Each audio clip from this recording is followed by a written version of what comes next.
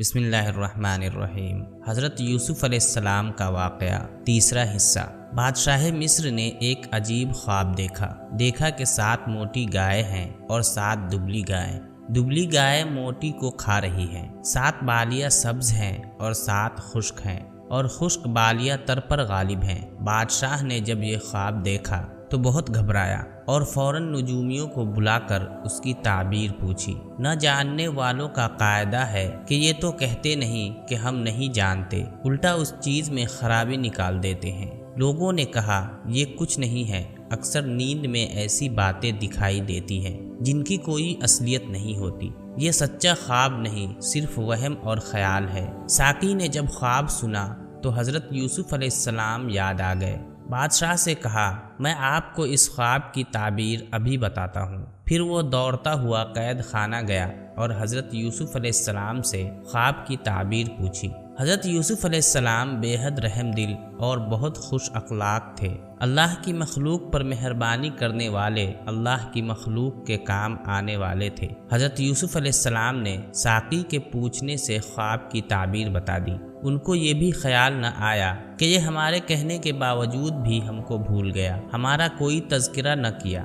آج کام پڑا تو ہم یاد آئے، ہم بھی اس کو نہ بتائیں۔ مگر وہ اللہ کے نبی اور اس کے نیک بندے تھے، وہ ایسا خیال کہاں لا سکتے تھے؟ وہ برائی کے بدلہ بھلائی کرنے والے تھے۔ حضرت یوسف علیہ السلام نے خواب کی تعبیر بھی بتائی اور تدبیر بھی۔ پیغمبروں کا فیض ایسا ہی ہوتا ہے، مانگی چیز کے ساتھ بے مانگی بھی دیتے ہیں۔ کہا 7 سال بعد قحط پڑے گا اور 7 سال رہے گا، تم لوگ اس 7 سال میں جتنا غلہ پیدا کرو اس میں سے کھانے بھر کا نکال لو، باقی بالیوں میں رہنے دو، جب قحط کا زمانہ آئے تو اس کو کھانا۔ یہ قحط 7 برس رہے گا، اس کے بعد اللہ مدد کرے گا اور لوگ خوشحال ہو جائیں گے۔ ساقی خواب کی تعبیر اور آنے والی مصیبت کی تدبیر سن کر بادشاہ کے پاس گیا اور اس سے خواب کی تعبیر بتائی۔ جب بادشاہ نے سنا تو بہت خوش ہوا اور کہا یہ کون شخص ہے؟ یہ تو بڑا اللہ والا اور اللہ کے بندوں کا بڑا خیر خواہ معلوم ہوتا ہے۔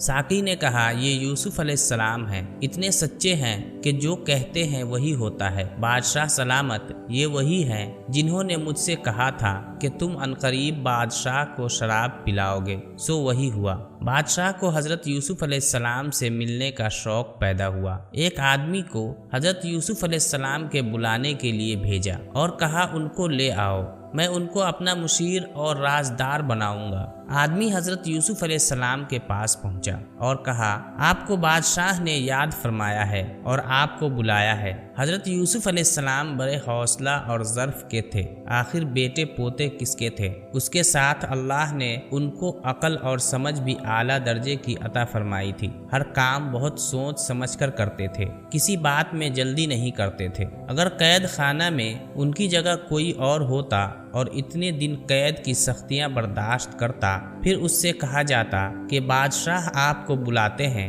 اور آپ کا انتظار کر رہے ہیں، تو وہ فوراً قید خانہ سے نکل کر اس آدمی کے ساتھ ہو لیتا۔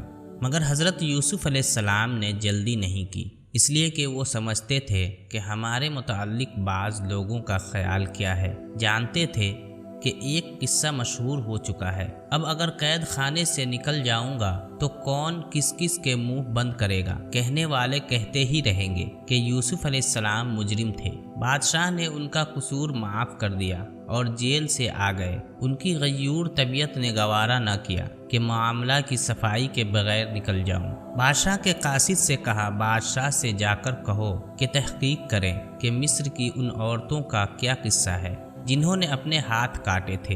قاصد نے بادشاہ کو حضرت یوسف علیہ السلام کا پیغام جا سنایا۔ بادشاہ نے جب یہ سنا تو مصر کی تمام عورتوں کو بلایا اور ان سے پوچھا کہ کیا قصہ ہے اور یہ کس کی سازش تھی۔ جب بات کھلنے لگی اور عزیز کی بیوی سمجھ گئی کہ بھید ظاہر ہو گیا، اب کوئی بات بنائے نہ بنے گی، تو کہا قصور میرا ہی تھا، یوسف نے کوئی خطا نہیں کی۔ جب حضرت یوسف علیہ السلام کو خبر ملی کہ میری بے گناہی ثابت ہو گئی ہے، دنیا مجھے بے قصور مان گئی ہے، تب وہ خوش قید خانے سے نکلے اور بادشاہ کے پاس گئے۔ بادشاہ نے بڑھ کر ان کا استقبال کیا اور بہت عزت افزائی کی۔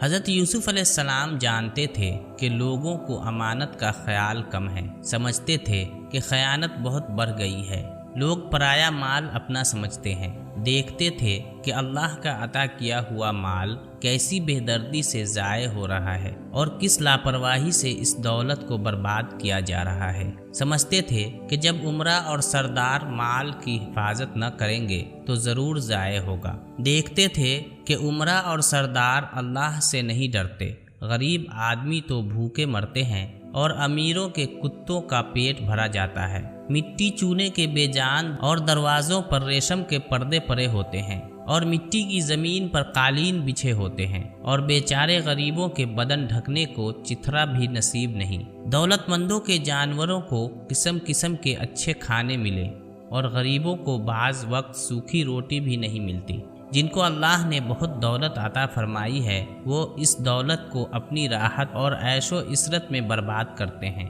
انہیں ننگے بھوکوں کی کوئی پرواہ نہیں، کوئی فاقہ سے ہوا تو ان کی جوتی، کوئی پیاس سے تڑپ رہا ہو تو ان کی بلا سے ان کے آرام میں خلل نہ آئے، ان کی راحت میں فرق نہ آئے، ان کے عیش و عشرت میں خلل اندازی نہ ہو، جن کے پاس حکومت کے عہدے ہیں اور جو خزانوں کے نگہبان ہیں وہ خوب اڑاتے کھاتے ہیں، نہ انہیں اللہ کا خوف ہے نہ دنیا کی شرم۔ حضرت یوسف علیہ السلام بھلا یہ کب گوارا کر سکتے تھے کہ اللہ کی دی ہوئی دولت، اللہ کا عطا کیا ہوا مال اس بے دردی سے اڑایا جائے، اس طرح برباد کیا جائے کہ غریب آدمی بھوکے مرے اور کتے کوے کے پیٹ بھرے جائیں۔ حضرت یوسف علیہ السلام نے بادشاہ سے کہا، آپ مجھ کو خزانہ کا نگہبان بنا دیجئے، پھر دیکھیے میں کیا کروں گا، میں اس کی حفاظت کروں گا اور موقع موقع سے کام میں لاؤں گا۔ بادشاہ نے حضرت یوسف علیہ السلام کو مصر کے خزانوں کا حاکم بنا دیا۔ حضرت یوسف علیہ السلام کے حاکم ہونے سے لوگوں کو بڑا سکھ ملا، لوگوں کی جان میں جان آئی۔ مصر اور شام میں حضرت یوسف علیہ السلام کی پیشن گوئی کے مطابق قحط پڑا اور پھر حضرت یوسف علیہ السلام کی قابلیت کے جوہر کھلے۔ حضرت یوسف علیہ السلام نے مصر میں غلہ کی تقسیم کا ایسا اچھا انتظام کیا کہ لوگوں کو قحط معلوم ہی نہ ہوا۔ حضرت یوسف علیہ السلام کا فیض مصر ہی میں نہ تھا، جو بھی کہیں سے آتا مناسب دام اور کافی غلہ لے کر جاتا، اس میں مصر کا بھی بھلا تھا اور اللہ کی مخلوق کا بھی۔ قحط میں لوگوں کے پاس پیسے کی کمی نہیں ہوتی، لیکن غلہ نہ ملنے کی وجہ سے لوگ روپیے کے ہوتے ہوئے بھی بھوکے مرتے ہیں۔ حضرت یوسف علیہ السلام نے اس کا معقول بندوبست کیا اور ان کے یہاں سے کوئی محروم نہیں گیا۔ حضرت یوسف علیہ السلام کی سخاوت اور رحم دلی کی تعریف جگہ جگہ ہو رہی تھی، ہر شخص کی زبان پر حضرت یوسف علیہ السلام کا نام اور ان کی حسن انتظام کی تعریف تھی۔ دھیرے دھیرے یہ خبر تمام شہروں میں پھیل گئی۔ شام کے رہنے والوں نے بھی سنا کہ مصر کی حکومت ایسے شخص کے ہاتھ میں ہے جو بڑا اللہ والا اور بڑا سخی ہے، ننگوں کو کپڑا پہناتا ہے اور بھوکوں کو کھانا کھلاتا ہے۔ حضرت یعقوب علیہ السلام کو جب اس کا علم ہوا تو انہوں نے اپنے بیٹوں سے کہا کہ مصر کے خزانہ پر جو نیا حاکم ہوا ہے اس کی سخاوت اور ہمت کی بہت تعریف سنی ہے، جو اللہ کا بندہ اس کے پاس جاتا ہے وہ خوش ہو کر آتا ہے، تم بھی روپیے لے کر جاؤ اور غلہ خرید لاؤ۔ حضرت یعقوب علیہ السلام نے اپنے بیٹوں سے جانے کو کہا، لیکن بنیامین کو بھائیوں کے ساتھ نہیں جانے دیا، کیونکہ حضرت یوسف علیہ السلام کے بعد بنیامین حضرت یعقوب علیہ السلام کی آنکھ کا تارا تھے اور بنیامین کی طرف سے بھی ان کو اطمینان نہ تھا، طرح طرح کے خیالات دل میں پیدا ہوتے تھے۔ حضرت یعقوب علیہ السلام بنیامین کو ذرا دیر کے لیے بھی علیحدہ نہ کرتے تھے، غرض یہ سب بھائی مصر کی طرف چلے اور ان کے دل میں اس کا تصور بھی نہ تھا کہ مصر کا حاکم کون ہے۔ وہ کیا سمجھ سکتے تھے کہ مصر کا حاکم وہی یوسف علیہ السلام ہے جس کو ہم نے کنویں میں ڈالا تھا۔ وہ تو یہی سمجھ رہے تھے کہ یوسف علیہ السلام کا کنویں میں کام تمام ہو چکا ہوگا، اور ان کا خیال اس کی گہرائی کو دیکھتے ہوئے کچھ غلط نہ تھا۔ اندھے کنویں میں کون بچ سکتا ہے، اور پھر ایسا گہرا اور اندھیرا کنواں، پھر ایسے خوفناک جنگل میں۔